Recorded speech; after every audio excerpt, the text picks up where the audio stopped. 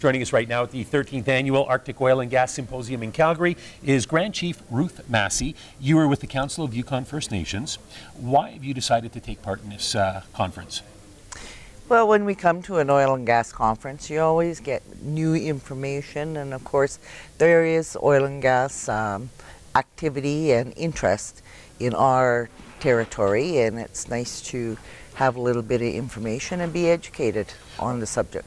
Now, from what I understand, oil and gas exploration was fairly large in the north in the 60s, 70s, and a little bit into the 80s, petered out a bit and started up again. Are you encouraged with the way it's going?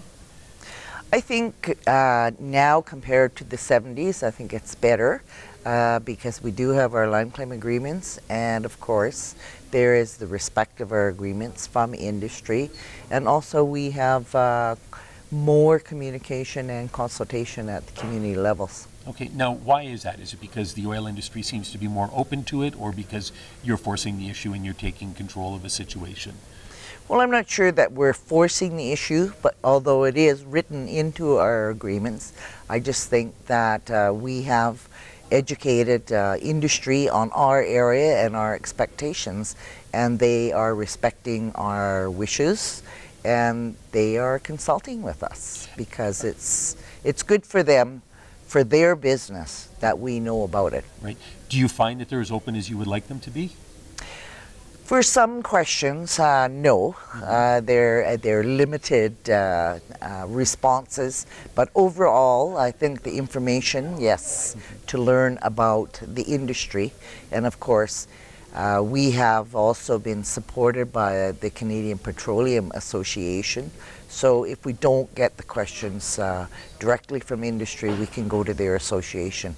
One of the things that seems to be a central theme with the people that I've been talking to is that the people who live up in the north seem to be a little bit more connected to the land than the people who live in, say, Alberta, BC, you know, and they say that that presents different, I guess, discussions in the region. How do you feel about what we would call your connectedness to the land and your concerns about it? Well, as an Aboriginal person, we always consider ourselves part of the land.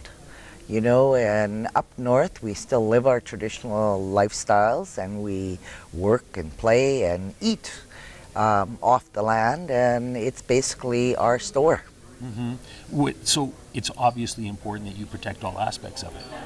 Absolutely, and it's not only our land, it's the water and it's the air that we breathe. You know, for First Nations in the north, we always talk about preserving what we have today for 7 generations to come, because that's the way we think as Aboriginal people.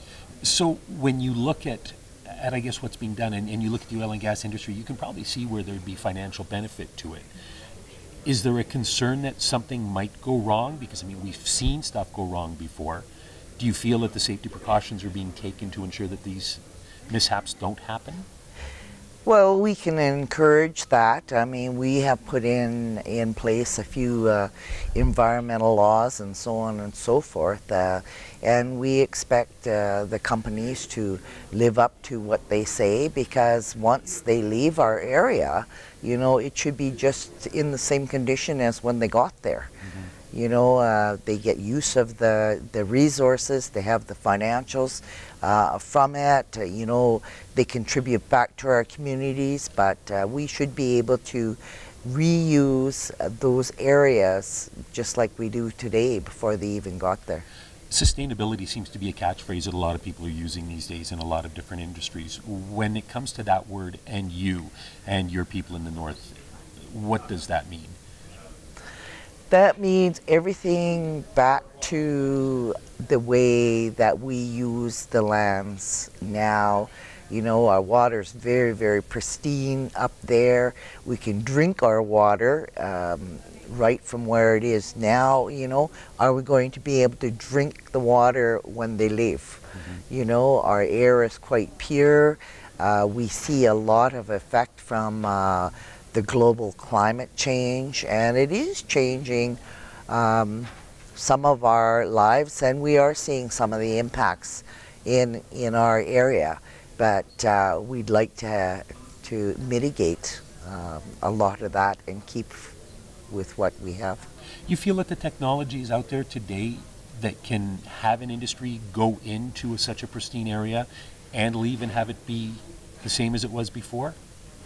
I think the technology is there. I really think that industry needs to stop taking shortcuts, and because we expect them to do things in a responsible way, then they should do it the way that we want it done. That is our homeland now, and it will be our homeland when they leave.